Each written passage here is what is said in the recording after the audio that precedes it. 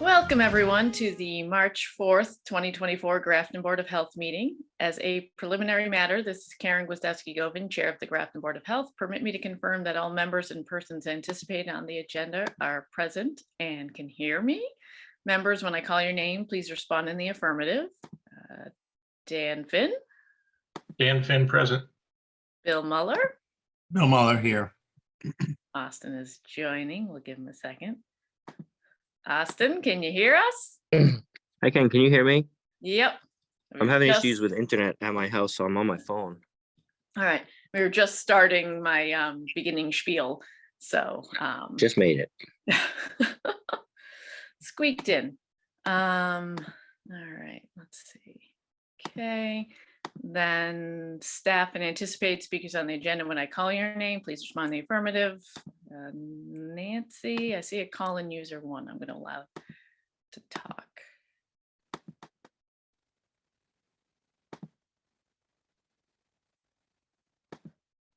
Nancy, is that you on call-in user 1? That is me, because Okay. I don't have Zoom on my laptop for some reason. Okay, that's fine. You know, we're not one for like big, massive presentations, so it's not that big of a deal. It's not like some of the work ones when I try to call in from my phone or something and they're like, and now we're looking at slide. I'm like, if I don't happen to have the slide available, I couldn't tell you what I'm looking at. So, okay, well, Nancy's here. What? Devon, sorry, Thornton. I will get used to it someday. That's okay. Devon's here. Hello. Let's see. Then we have, I saw Karina Scott. Here. All right. And then Sarah Harris. Here. And Cherry Tangri. Here. All right. And then I see Jen joined us. Here. Sorry, I'm late. No worries. All right. I do not see anyone else. This is why I want to make sure, Nancy, you were calling user 1. I don't see anyone from Village Dairy yet. So if he shows up, then we can jump to that once I get through the rest of my spiel. I would like to open the meeting. Can I get a motion to open the meeting? Sure, Okay. this is Dan Finn. I'd like to make a motion to open this meeting. Is there a second? This is Bill Muller. I'll second that. Thank you, Bill. And then roll call vote. Dan Finn, aye. Bill Muller, aye. And Maynard, I.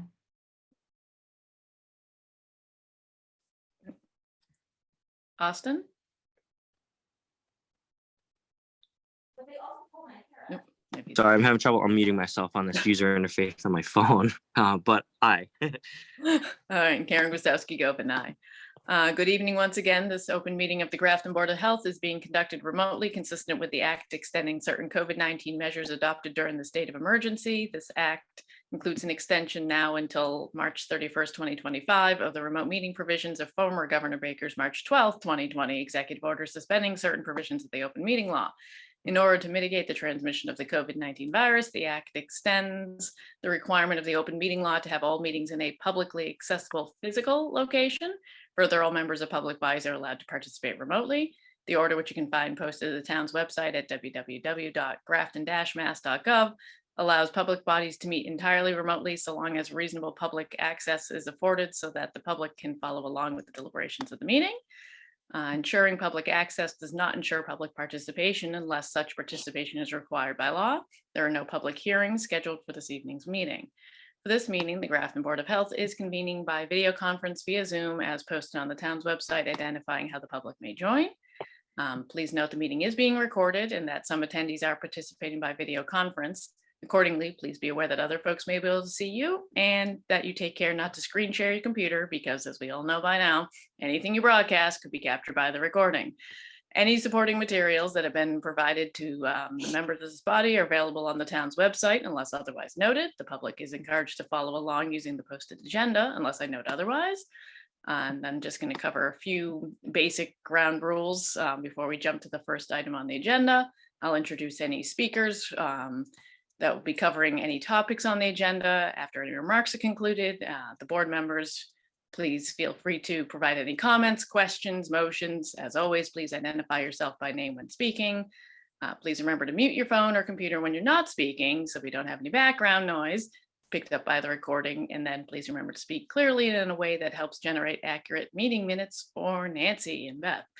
For any response, please wait until I yield the floor to you and state your name before speaking. And then any votes on any motions made during this meeting will be done by a roll call vote. All right. All that being said, have someone else on. Let's see. Wondering if that's someone from Village Dairy. Let me just. If whoever is at phone number 774-482-0879, if you can identify yourself, please.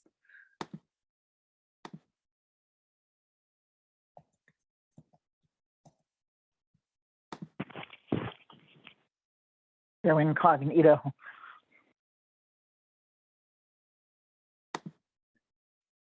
See if they'll unmute. Just because I know the first topic is Village Dairy, and I don't know if that's someone from the Village Dairy or not.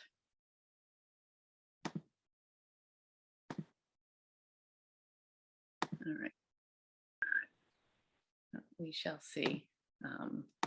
The individual can get off mute or not. I've allowed them to speak. I don't know if Mr. Forgive me if I mispronounce this, Mr.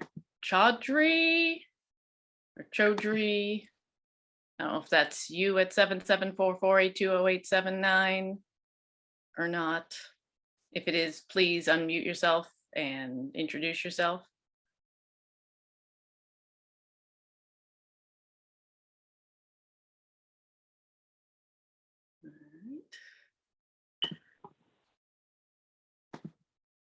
All right, well, we'll get going because regardless, it's the first topic, and I know, Sherry, you have limited time.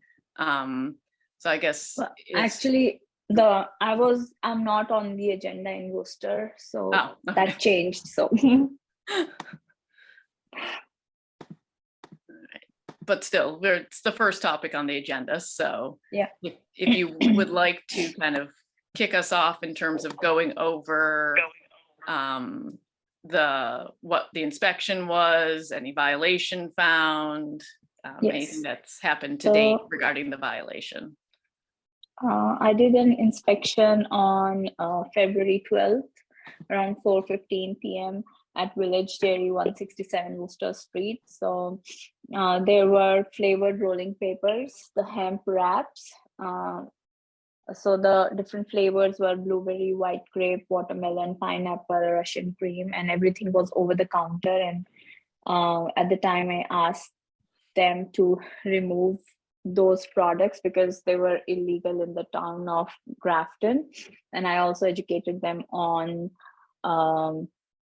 the fine structure, that it falls under the state law anywhere between 1,000 to 5,000 based on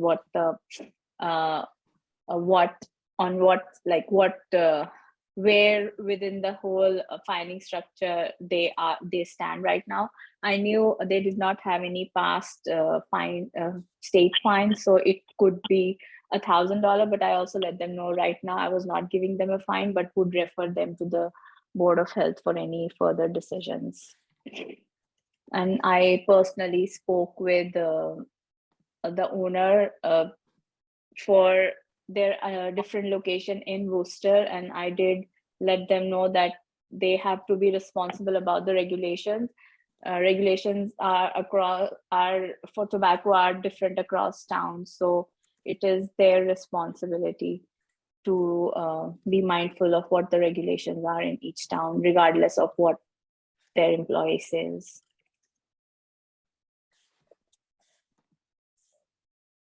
All right, so I think in the past, when we've had situations like this, we've had similar meetings. I know, like the board members, we've, if there's any questions, and then if the individual from the establishment or representative from the establishments there provide any information to us. And from there, we make the decision as a board, are we going to go with based on, and it varies obviously depending on, is it the first offense? Is it, hopefully we never get to the point where we're talking about a company's third offense or anything like that or worse. But, it depends, as we all see, what the fine structure is and whether we're going to go with first, written warning versus a fine, etc. And then we make a decision, and like any of our decisions, whatever decision we make as a board, obviously it's the typical motion, second roll call vote as a board. So I'll open it up to the board members. Dan, I saw you jump off mute. Yeah, Sherry, this is Dan.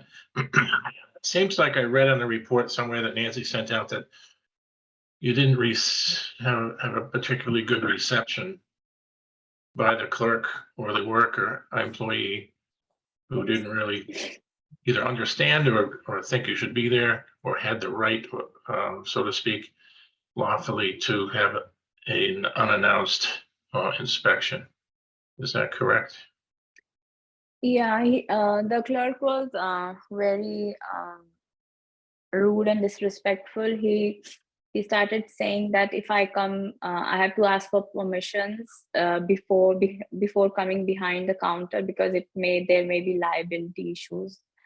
And I did let him know that when I entered the store, I had identified myself and asked him that I will go behind the counter, and he said, he just, he showed his hands and greeted me inside, but then do I have to ask another set of permissions to go behind the counter? And then he was like, you are not supposed to touch the products, you're getting personal.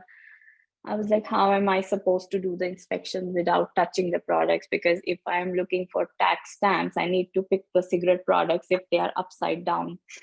So yeah, he was getting a little weird, and then they did not even have posted, like I started asking them about, where is your tobacco permit? And then yeah, he acted weird. I did report that to the owner as well, and he apologized, and there was an apology email as well.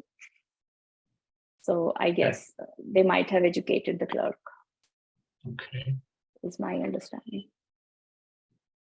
And if I can continue so did you go back subsequently, or was it with that one interaction? Yeah, that was one interaction, because after that I was on vacation. Okay.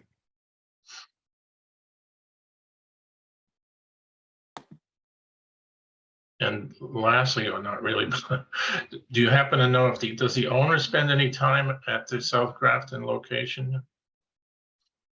Does he I work am a not shift? sure, but I did let him know that every time I have been in that store, there is always a different clerk that I am interacting with.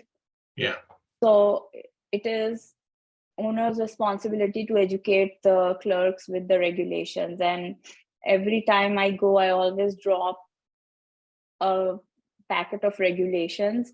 And it's not that it's something new that nobody knows where the regulations are located. Right. The clerk was also like saying that, he was arguing about what the regulation means, how it was written. So it was a hard time, because I remember last time when I went to that store, those products were not in the store. But I also want to say that in Grafton, Ultramart also had the flavored rolling papers, but the board ended up giving them a warning at the time. For the first time, they had a second time. That was different, right? Yeah, so they were given a fine for humidors, which they were not correcting. So the board decided that they would give a fine for the humidors, because that was a repeated offense, and then ended up giving a warning for a written warning for the rolling papers.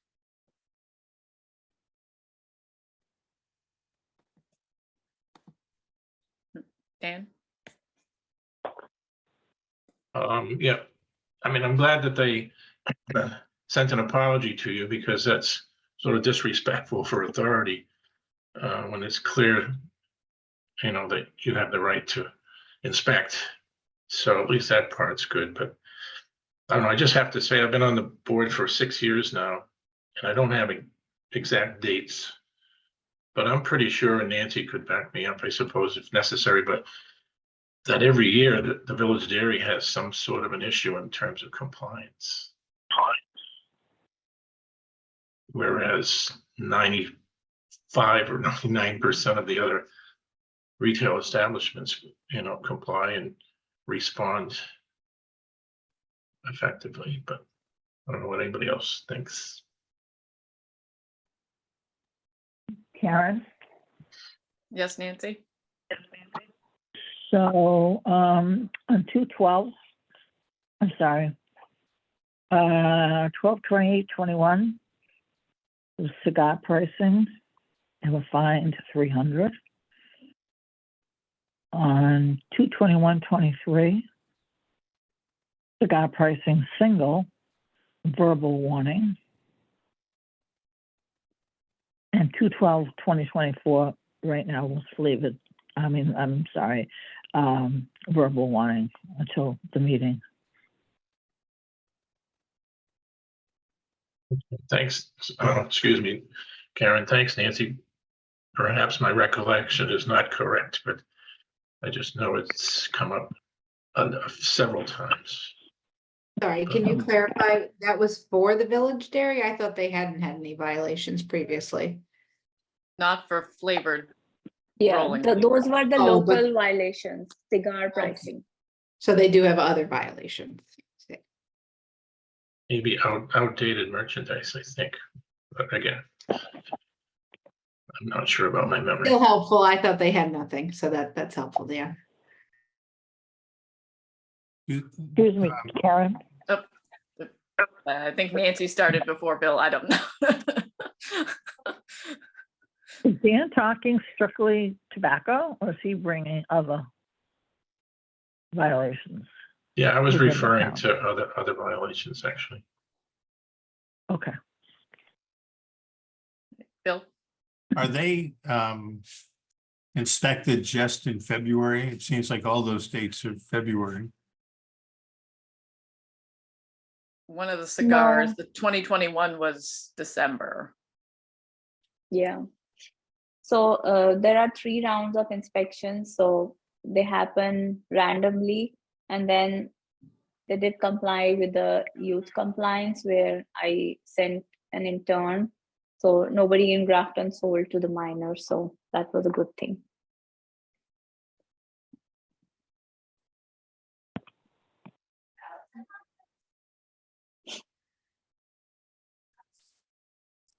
So it sounds like the question is, do they get a warning? Or do they get some sort of fine? And I'm not sure how to decide that.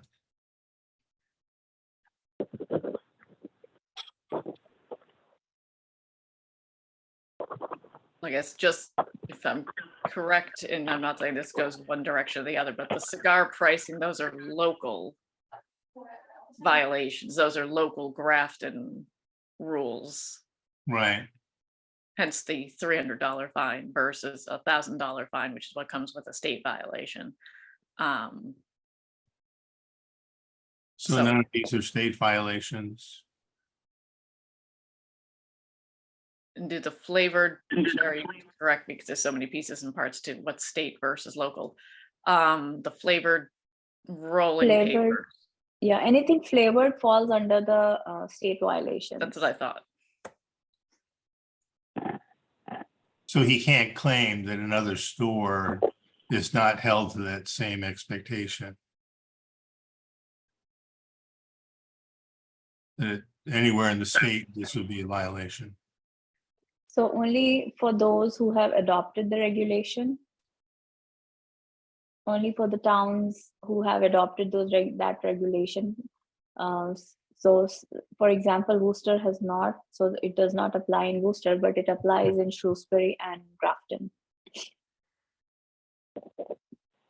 And Sherry, you may have said this, but there's been no ownership year over year change from those prior fines in the other stores. It's the same owner. Is that right? Can you repeat that? It's the same owner from the Yes. prior years and the other stores, right? No Yes, ownership correct. changes. That's Yep. okay.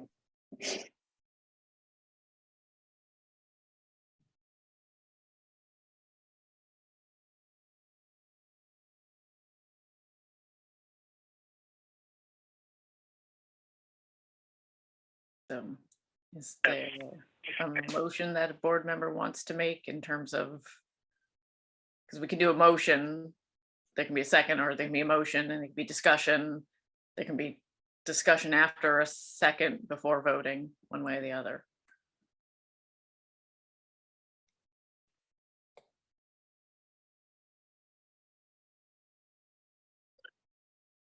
Dan?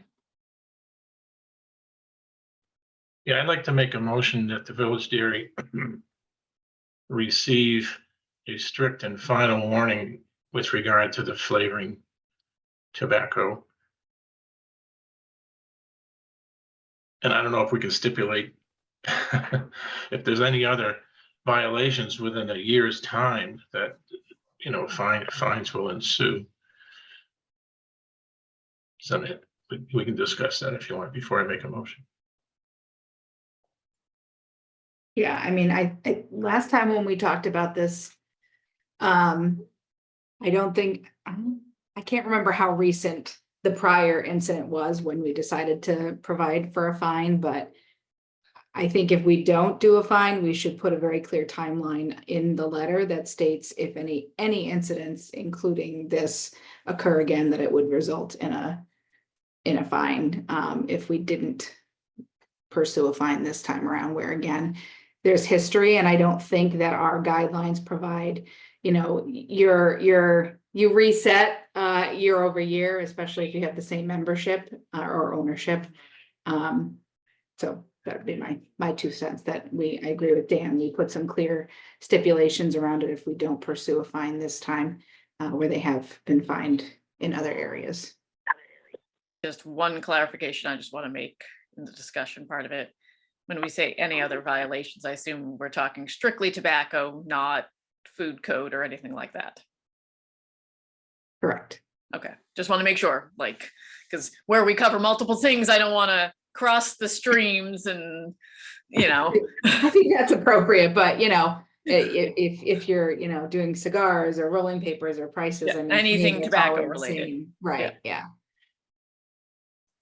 Just to get it on record that it would be tobacco focused, not alcohol. If it was, not that we oversee the alcohol, but just where there's different pieces and parts across the business. All right. Dan, in I'm terms of okay with that. I like the verbal warning idea this time. I mean, Dan, did you written. say a written warning or a verbal warning?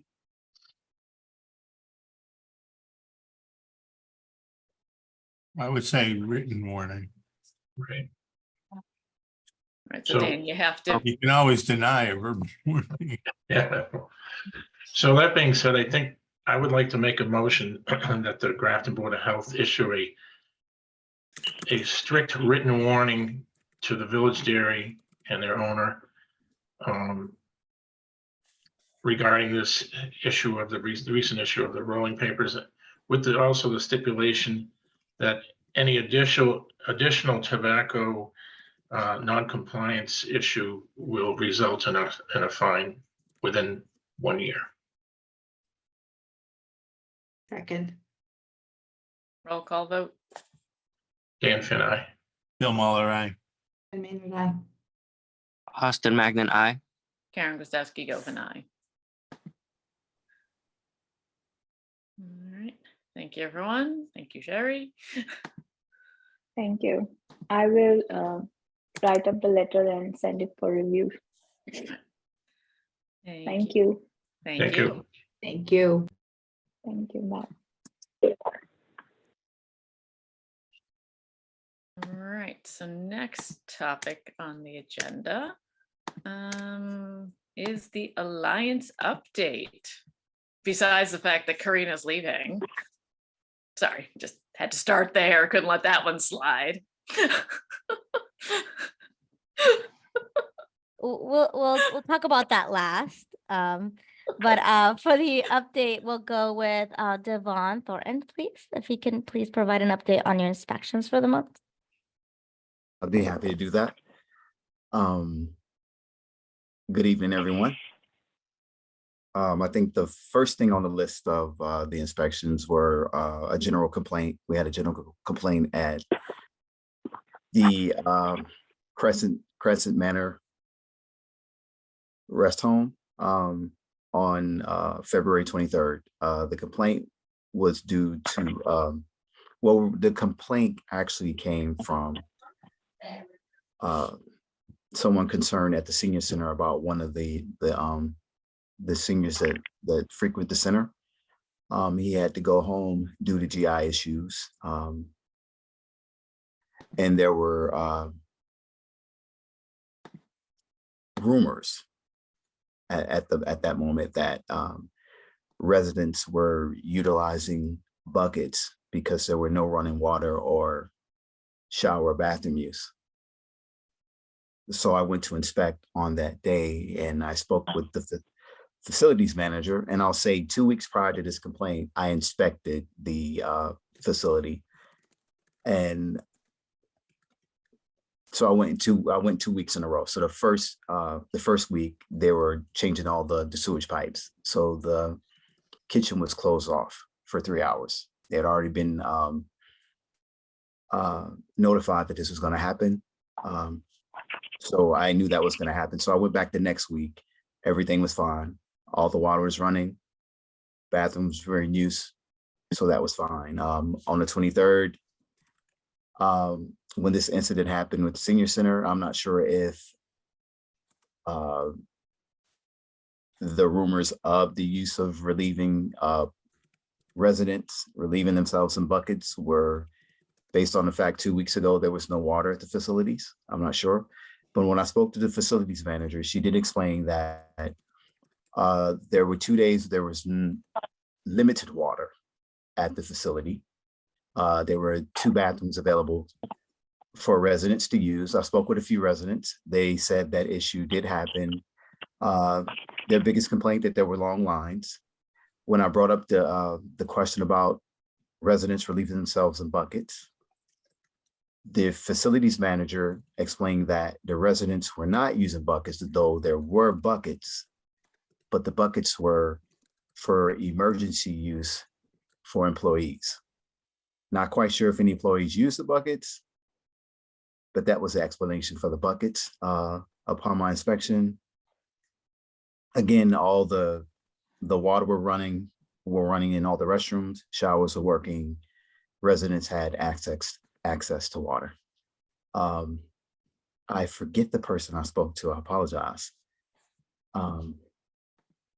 But she explained that she was gonna have the state come and call the state to see if they can come and do a pop-up inspection just to make sure that the facility was in compliance. Jen's got a And- question, it looks like, sorry. I just wanted to clarify, I guess. So this is a rest home. When they say buckets, were they using actual buckets or were they using commodes that, are like seats that people sit on and have a bucket attached and a cover to cover it? She did not distinguish when I actually said buckets. She didn't explain what kind of buckets there were. She just said, yes, there were buckets. And it's quite possible it could have been those kind of buckets. She really didn't go into detail about it, but she did admit there were buckets being used, which I guess I could have asked more questions, but at the moment, the issue wasn't happening. Yeah, so we might want to ask them. I mean, they are a rest home facility, Mhm. so those can be put over a toilet and leave the bucket in place. So essentially, they could use the facility even if the water is out of order and people could they wouldn't be able to flush, which is gross, but you know, at least there would be something. It wouldn't just be buckets and people could have privacy. They Mhm. might not have the lines as much. Well, it sounds like they were having staff use it anyways, Mhm. but I mean, I think it may be worth clarifying because in the event there was an issue, it might be nice to have a couple. They're not a very costly, you're not usually reusing them for multiple Okay. people, but again, at least it's something that's not just sort of buckets somewhere. That doesn't seem like, even for staff, something that's very, you know, quality. I personally, as a female, would not want to probably utilize a bucket unless it was attached to a commode. Just a thought by way of follow-up. I think overall it's a, you know, not an easy thing to deal with if there was plumbing, but that might be an alternative to have in place in the future if that did Okay. happen. Okay, and I'll definitely do that. I guess I was just, the idea of buckets, I was happy the buckets weren't being used, so I just got out of there, but I'll definitely do that. I'll definitely inquire about that and make their recommendation if they don't have that. Any more questions? This sounds like it was something that was not a kind of an emergency, that they had some knowledge ahead of time that they were going to face, you know, lack of water. Is that correct? That is correct. Yes, And this is a facility that is a state surveyed facility as well. Where is it a rest home or a nursing care facility? rest home. Rest home. So I don't know what the state involvement with that would be. Certainly a nursing home, the state would be actively involved. It sounds though that they were ill prepared to deal with something that they knew was going to be a challenge to them. I think so, because they replaced all the sewage pipes. They're all new. And I think they expected the work to happen quicker than it did. Did it affect other people in the neighborhood? I From mean, what we're there's a aware of, residential area around that facility. isn't there? yes. Yeah.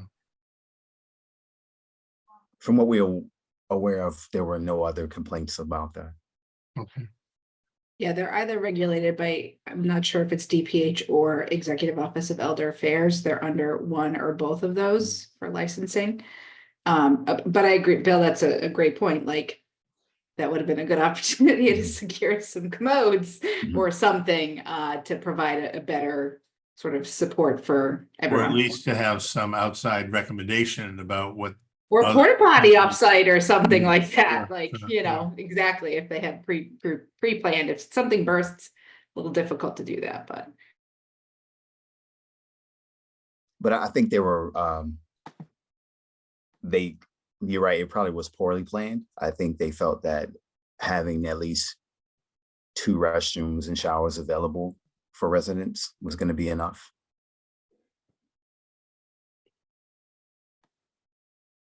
Turned out it may not have been the outcome. Right, so folks that live there, you know, likely also need some physical support, so things take a little bit longer. Yeah. I think But they I need spoke- a I'm sorry. post-incident review. You know, they need to kind of figure out what they could have done better.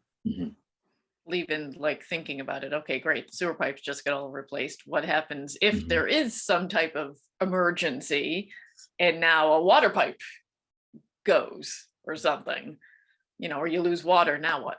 Kind of a good way for them to come up with a plan if there's not a defined plan on, you know. Yeah. New sewer pipes are there, awesome. Hopefully nothing happens with them for Mhm. ages. Water pipes, no clue, you know, how ancient the water pipes are, or just water in general, water heater, whatever the case may be, any of that, all of the above, like, good way for them to kind of come up with a plan. Kind of like we have emergency dispensing site plans and stuff. We always hope never to have to use them. But we practice, we have them. But then a pandemic happens and we practice a lot of things.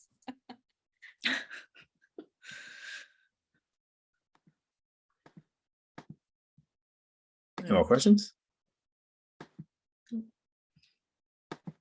So on the food side of things, we've actually food and senior centers and Apple Tree Arts, total inspections were 13. There was also a farmer's market. There were 7 vendors. And I could go over the Title V reviews. It's reported that one of the reviews passed. There were 3 inspections. And that is all I have from the inspection side of things. Dan? We go. Devon, I'm familiar with most of those places, but what is Hometown Nutrition? Hometown Nutrition is a, they call it nutrition. It is. Yeah, it's like an Herbalife shake Herbalife, place. yes, yes. Oh, okay. So they make very expensive Herbalife shakes, multiple flavors. The And green it's on, stuff. yes, it's actually it's 2 establishments in Grafton. Huh. That I didn't know that. Yeah. Thank you. you're welcome. Excuse me, Karen. Yep, Nancy. Devon, do you want to talk about the Grafton Inn? Sure. On Friday, I had an inspection after Grafton Inn, and I was accompanied by the fire chief. There were issues at the Grafton Inn due to their sprinkler system and other issues with the sprinklers and the systems not reading one another. When me and the chief arrived into the inn, he explained to the 2 owners, the issues, and because there were some violations that hadn't been addressed from December, they were going to have to evacuate any residents staying until those issues were addressed. At the time I was there with the chief for inspection, there was no one currently staying there because I inspected the rooms. I'm almost sure that the owners are going to try to address the issues this week.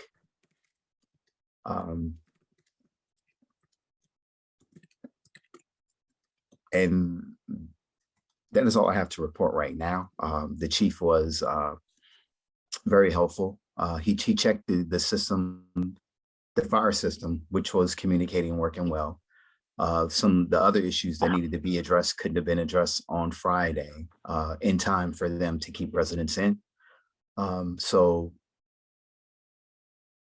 I'm hopeful that no one did stay in the inn over the weekend. No one was there when we were there. But I'll go back and inspect tomorrow.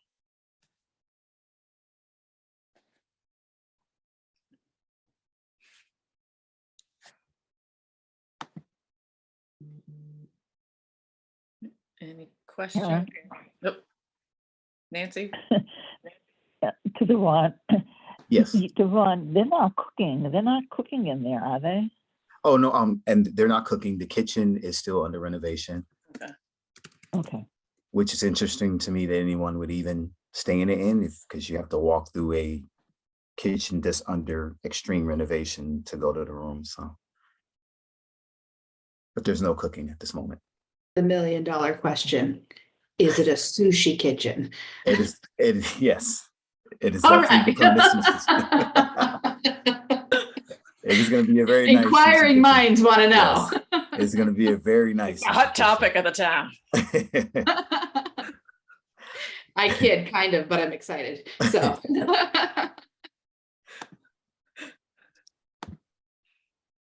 When you enter the inn from the back steps, though, there's the steps right there that go upstairs, so you don't actually need to walk through the kitchen. But that's a moot Okay. point. Okay. Because we went, Yeah, I say it's been a vacations. long time since I Yeah. went upstairs, like we're talking an early high school reunion, not to date myself in terms of how many, what high school reunion it was, but it was an early one. You'll and get we no had it- sympathy from me.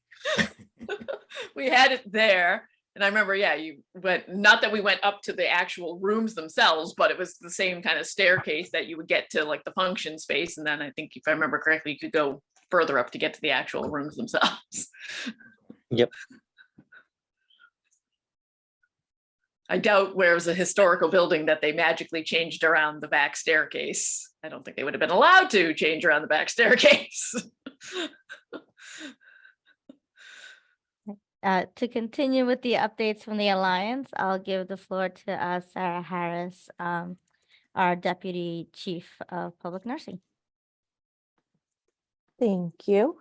Not much to report, honestly, since last month.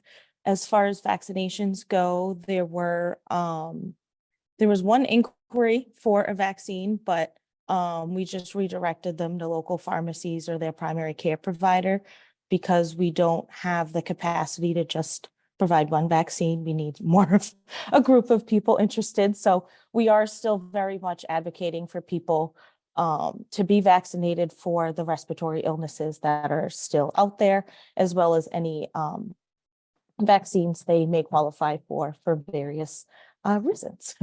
As far as respiratory illnesses go, the trend continues to go downward as far as flu and COVID numbers go, which is great to see. And we're continuing to still, again, educate on vaccination and just how to protect yourself, despite changes with the CDC guidelines.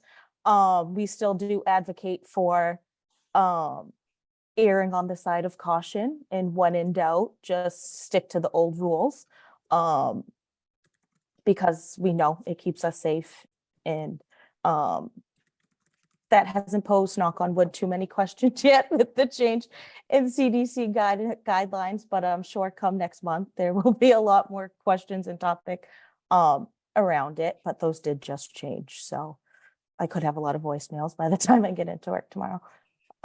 As far as foodborne illnesses go, as Devon mentioned, there weren't any clinically diagnosed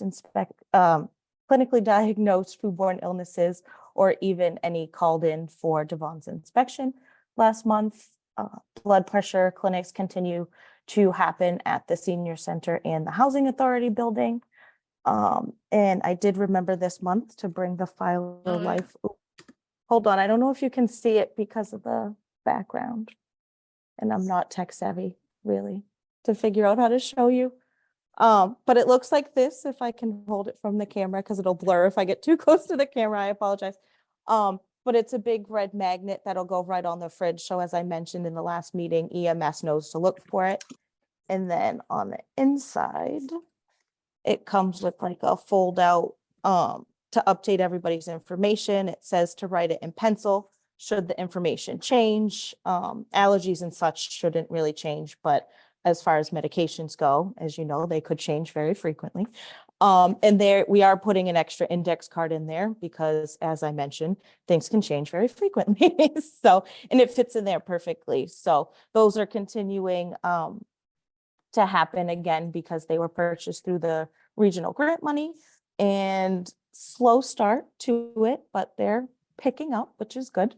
And then last month's monthly health topic was heart health, for which I think Karina mentioned last month too, but for Heart Health Month in February, that was the month's topic. Any questions for me?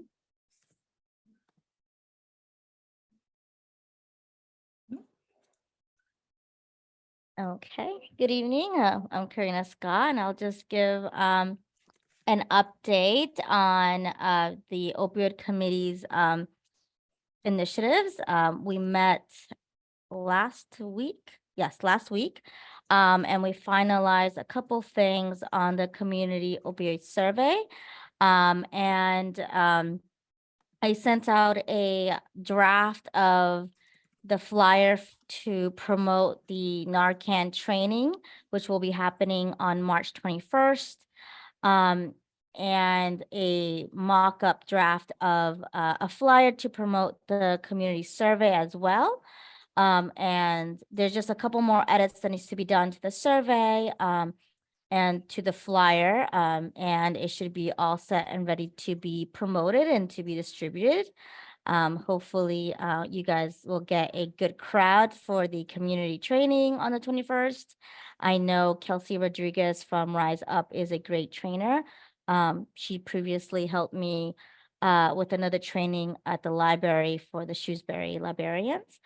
And hopefully, and I'm also setting up another one for West Boylston as well. So, which is really exciting. And then, yeah, and then the survey should be open. And that's my update on that. Oh, yeah. And Karina, so the date and time are going to be Thursday evening, the 21st at 6:30 at the South Grafton, I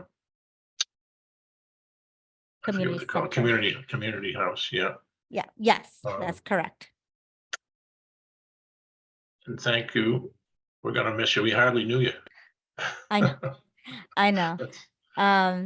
It's been bittersweet given my notice. I gave my notice last week, and then I've been internally informing everyone last week, and then this week I was given the green light to inform outside of the division. So it's bittersweet. I'm having a hard time saying bye, especially to some projects that are coming to fruition, not just with Grafton, but for the other Alliance town. And I gotten attached a little bit.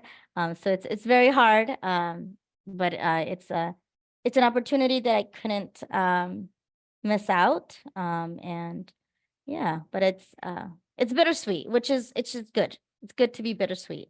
That Well, means thank that, you. Thank there's you, and good good luck. memories. Thank you so much. I really appreciate it. Where are you going? I'm going to the town of Hudson. I'm working on their regional alliance that they have. It's very new, so it's excited to build that from the ground up. So hopefully you can build a really good alliance. Well, we're gonna miss you. Yes. Do Thank you. appreciate everything you did for us. Oh, thank you. I'm having a hard time, and this week is gonna be tough, but I will think fondly of all the work, and I really appreciate the work I've done, especially with Grafton.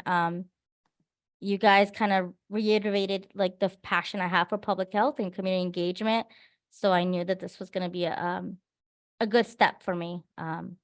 And I also want to thank you guys in the committee as well, because a lot of the ideas and conversations we had, it actually inspired the regional opioid plan that I'm finalized before I leave.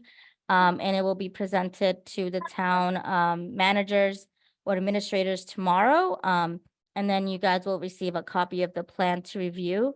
But a lot of it comes from our conversations about what would be a strategic plan to look at the opioid crisis in a regional lens.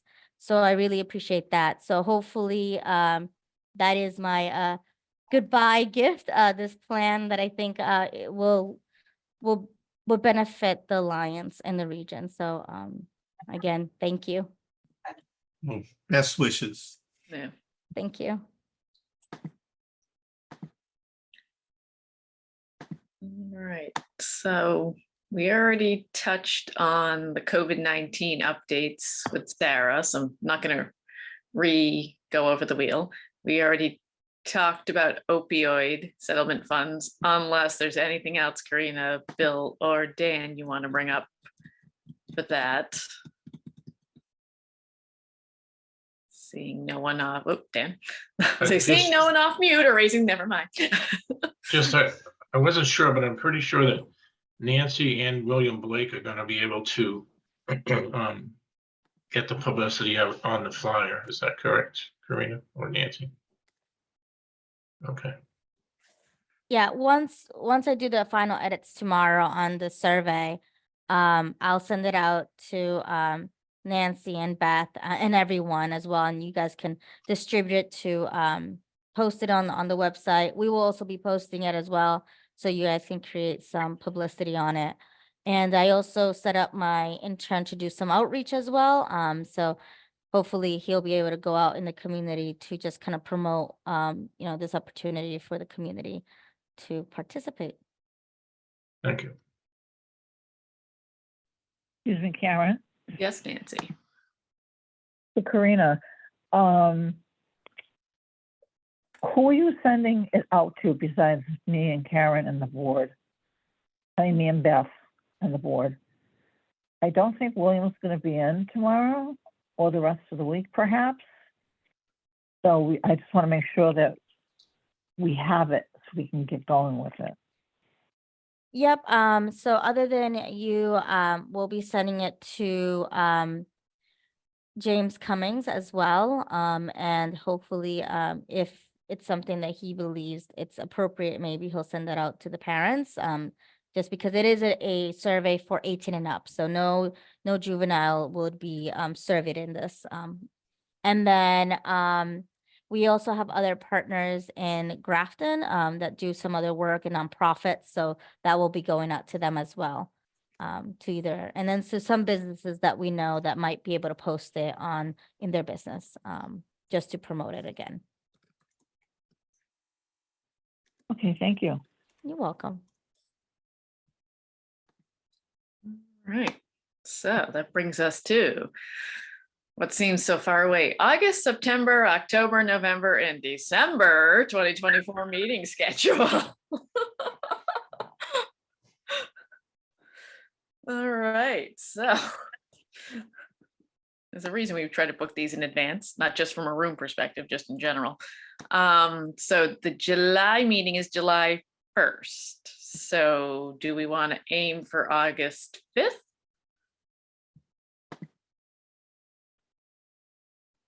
All right. August 5th works for me. I'm not seeing a bunch of board members saying, nope, we all have vacation. So, I don't think that far ahead, actually. So and I mean, there's always the potential if we need to change one of these because all of a sudden there's work travel and or people are on vacation and we have concerns, as long as we know far enough, obviously in advance, we're a pretty flexible board, especially it helps with being able to do it remotely so you don't have to fight for a room. Right. So, at least we could change it if need be. So, all right, August 5th. So then we have, Labor Day is the 2nd, so that's off the table. So September 9th, which is the next Monday. Yep, sure.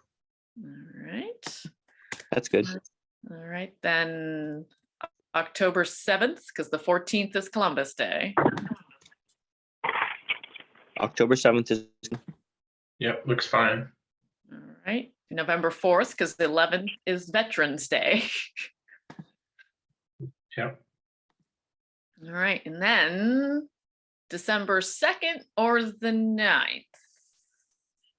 There's no holiday in there, so I don't know if we want to wait till the 9th or, I mean, it's not like back in the day where we used to have a signing party as the Right. one late in December. So, Yeah, I'd say pencil in the 9th, and if we have to move, the 2nd, if we have to move it to the 9th, we could. that works. all right. So we've got August 5th, September 9th, October 7th, November 4th, and December 2nd. And plenty of time if we need to tweak anything. Right. All right, so now everyone's favorite part, which we're getting there, we're almost done, I think, Nancy, please. Minutes. It's like when we have a signing party. Right.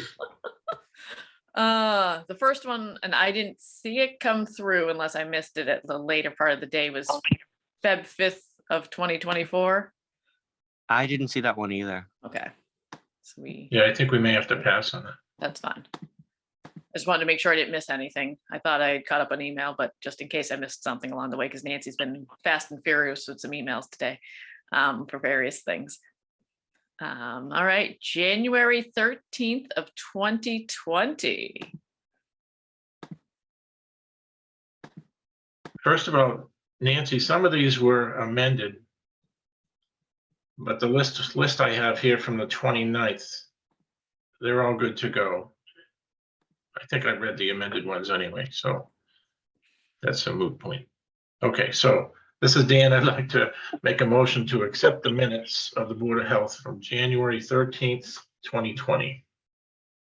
This is Austin Magnet. I'll second that motion to accept the board meeting minutes of January 13th, 2020. Roll call. Dan Finn, aye. Austin Magnet, aye. Karen Gwazdeski, Govin, aye. Jen Maynard abstain. Yep. And this is Dan again. I'd like to make a motion to accept the minutes of June 8th, 2020 as presented for the Board of Health. I was not present at that meeting, so I'll have to abstain. This is the one that I'm jumping in here. This is the one that we held off last meeting because we didn't know what we could do with it because it was 3 of us on the board at the time, Dan, Austin, and myself out of the membership, and Austin wasn't there. And Nancy, you had talked with the clerk's office and Right. pretty much it came back like Dan, Austin, and myself, we can review, we can approve them if we so choose, obviously, because otherwise there would always be a problem with some type of board or committee not being able to accept minutes because membership changes, especially for some of them, more frequently than ours does. That's correct. Okay. Yes.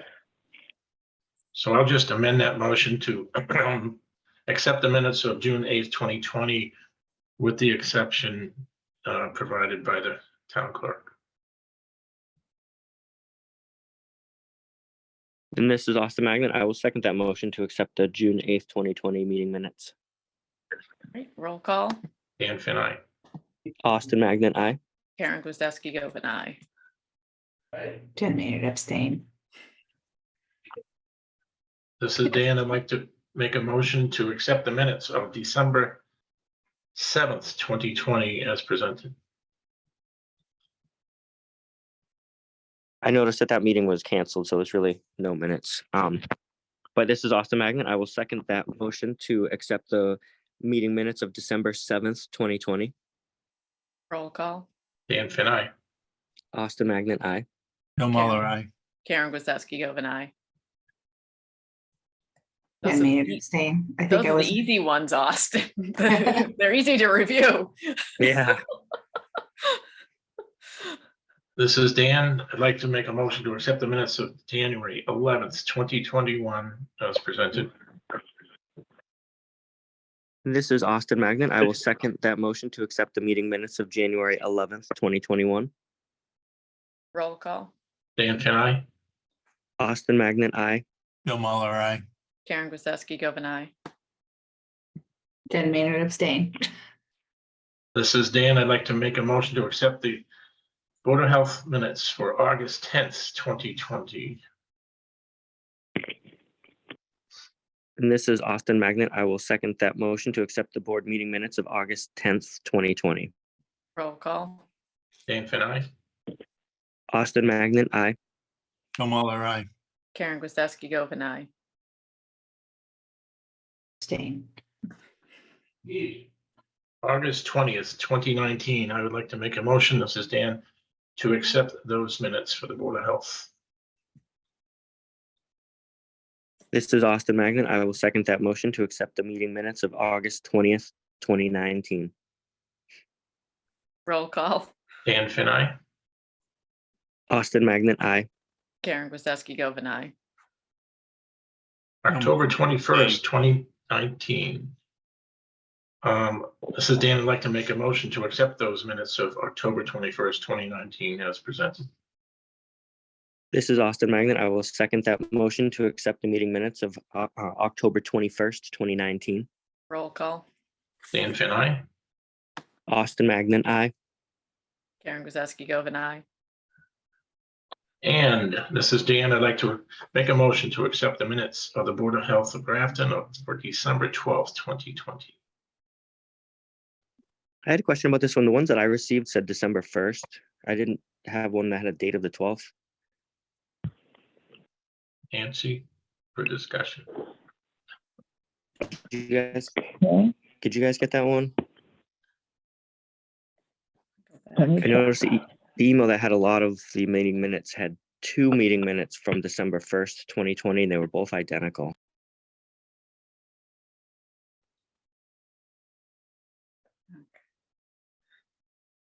I don't have a 12 one. I've got 12/7. This is Dan. I'd like to make a motion to hold off Yeah, on the meetings for December 2020 until next meeting. I think that's a good idea. I Yeah. didn't see the 7th one either, just the 1st. Okay. And it says that the meeting minutes were approved at the March 4th meeting. Hmm.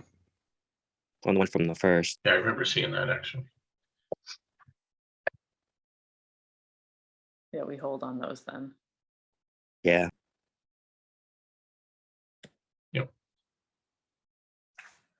Karen, which ones are you holding on? This, whatever, whether it's December 1st or December 12th. Or 7th. or December 7th. Well, 7th I have, I just got the email. The 7th we have that she sent through. December 7th of 2020, I have staring at me in that email. Yeah, you already approved those earlier. Yeah, the 7th we did earlier. Yeah. Oh, so it's just the 1st then, yeah, or Yeah. the The 12th. 1st or the 12th, whatever it's, but I don't know if it's if it was a typo on the agenda for the date, or is it a typo in the minutes? For the In the date? email Okay. she sends, the list includes both the 12th and the 1st of 2020. Yeah, But I have the 12th, I'm sorry, I have December 1st twice in the email. yeah. And that's too long ago to remember off my top of my head whether we had one on the 1st and the 12th, or just the 1st, or just the 12th. Well, the December 12th of 2020 was a Saturday, so that's probably not going to be the case. My gut, December 1st was a joint meeting with the. yeah, which is a Tuesday. December 1st was a Tuesday, and that's when the select board typically meets. Yep. So it was And that- probably a typo on the agenda when it was built for the date. Right. That was the joint meeting with the selectmen to discuss COVID. But we would not have met That on a was December Saturday, so. December 1st, right? Yeah. Okay. All right, so we'll put still that on for table it next because the meeting. agenda doesn't have the right date Yeah. on it. Right. And the one that I'm looking at Okay. says it was already approved at the March 4th meeting. Did we approve it last? Well, this is the Oh, March wait, 4th. this is the March 4th meeting. Don't worry, that's tripped Oh, me I up don't know. before too, when I've reviewed them in advance and I'm like, huh? It's like, oh no, this is because we plan to approve them during this meeting. Never mind. If it was a joint meeting with the Board of Selectmen, wouldn't they be keeping the minutes? Well, that's why we just refer to their minutes, Right. but we still have to have our own minutes that literally just say we met with Theirs. them, look at theirs. Yeah, The formalities, it's kind of like the ones where we have to, if we cancel, we still need minutes. Literally, it's like one line saying canceled due to lack of quorum or weather or whatever the case may be, but we still have to put the minutes out there for formality and closure purposes. They're easy to review. And Karen, the reason why you say, look at the selectmen's meeting, because it was their meeting that you were invited to. Yeah, we were Yeah. one little piece of their meeting. They've got Correct. the whole, meeting that they have with our piece of the pie in there as part of the minutes, along with whoever else they met with on that date. Versus if we invited them to our meeting, then if we invite select board, whoever, doesn't matter, planning, whoever, to our meeting, then we're the ones responsible for keeping the whole minutes, and then they would just have their respective, we met with the Board of Health refer to the Board of Health minutes, Correct. one-liner.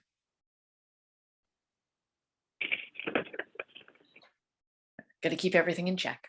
So, all right, so we'll table that one for the next time with December 1st for the date for the agenda next time. All right, mail and correspondence. I don't think there was anything that I saw come through that we haven't already talked about. Karen, Yep. the only thing is I did send an email to Dan and Dr. Muller, where the Grafton resident had come into the health department. She wanted to discuss opioid funding. Do you have that? If I wasn't on copy, I wouldn't have it. Right, that went out on February 27th. See if we can find it.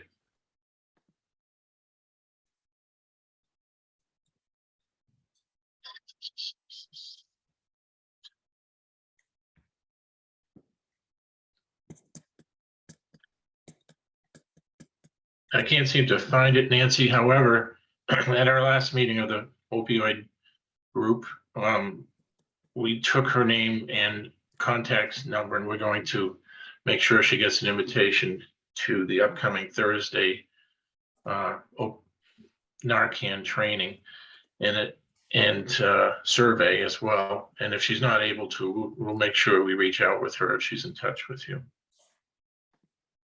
Great, okay, thank you. All right, old new business. Nancy, you want to give a very quick update on the rabies clinic? Yes, 2 weeks ago, I had sent an email to Tufts asking them to get back to us with the flyer, and I haven't heard anything. And the date is set for the 23rd. Is that a Saturday of March? Where's my calendar?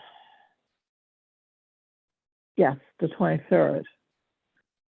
And we haven't advertised yet, so I sent them another email today advising that I really do need that kind of quickly so we can advertise. Right.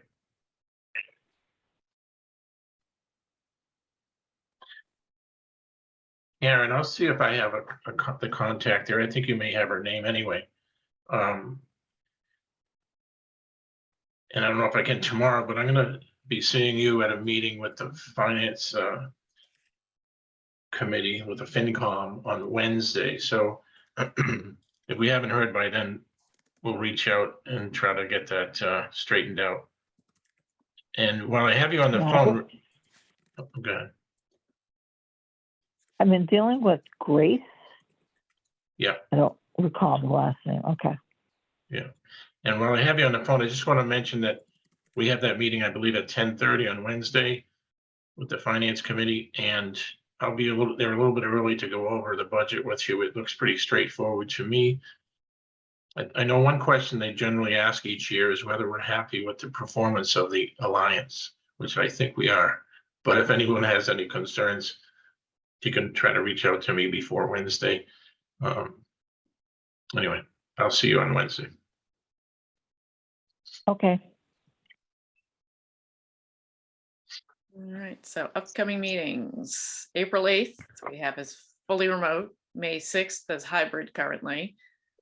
June 3rd is fully remote, and July 1st is fully remote.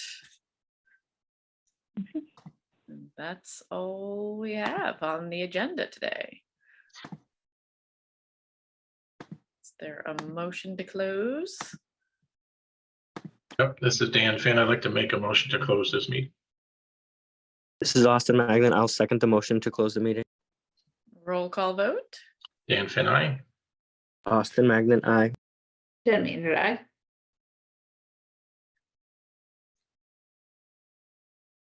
Bill? Karen Gustowski, Govan, aye. And thanks again, Karina. Bill Muller, aye. And thank you again, Karina, for all your help. Yes. Good luck. Thank you, Karina. Thank you, everyone. Thanks, everyone.